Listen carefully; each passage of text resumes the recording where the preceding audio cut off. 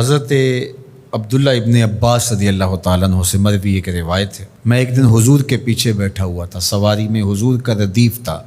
حضور نے فرمایا، اے بیٹے، اے لڑکے، میں تجھے کچھ کلمات سکھاتا ہوں، تو اللہ کے حقوق کا خیال رکھ تو وہ تیری حفاظت فرمائے گا۔ تو اللہ تعالیٰ جل شانہ کے احکام کی حفاظت کر، تو اسے اپنے سامنے پائے گا۔ اذا سألت فاسأل اللہ، جب سوال کرے تو اللہ سے ہی سوال کرے، اللہ سے مانگنے کا مزاج پیدا کر لیں کہ فرمایا تمہارے جوتے کا تسمہ بھی ٹوٹ جائے تو وہ بھی اللہ سے مانگو۔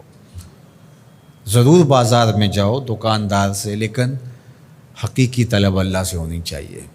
بات بات پہ اللہ سے سوال کرو، بڑی سے بڑی چیز بھی اس سے مانگو، چھوٹی سے چھوٹی چیز بھی اسی سے طلب کرو۔ ہماری ساری ضرورتوں کا کفیل ہمارا رب، ہمارا مالک ہے۔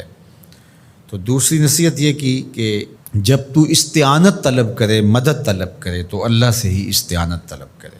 وعلم، اور جان کہ اگر ساری امت، سارے لوگ، پوری قوم جمع ہو کے تمہیں فائدہ پہنچانے کی کوشش میں لگ جائیں تو تمہیں وہی فائدہ پہنچا سکتے ہیں جو تیرے لیے تیرے رب نے لکھا ہے۔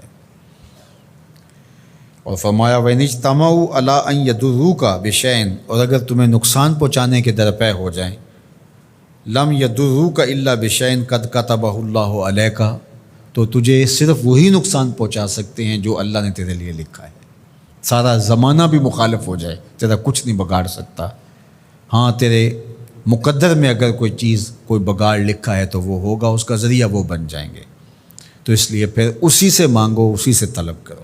رفعت الاقلام وجفت الصحف، جو لکھنا تھا اللہ نے لکھ دیا، لکھنے کے بعد قلم اٹھا لیا گیا اور جن صحیفوں پہ لکھا تھا وہ خشک ہو گئے۔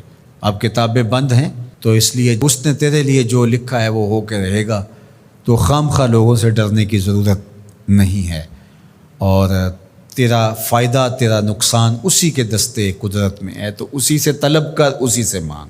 اور فرمایا تو اللہ تعالیٰ جل شانہ کو رخاء میں، خوشحالی میں یاد کر، یعرف کا فی الشدہ، وہ تجھے مشکل میں پہچانے گا۔